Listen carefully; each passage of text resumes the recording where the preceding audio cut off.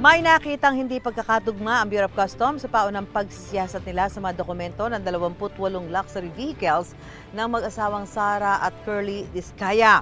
Ayon kay BOC Commissioner Ariel Nepomuceno sa panayam ng Superradyo DCBB, tiningnan nila ang records ng Bureau of Customs rehistro sa Land Transportation Office o LTO at mga impormasyon ng mga sasakyan.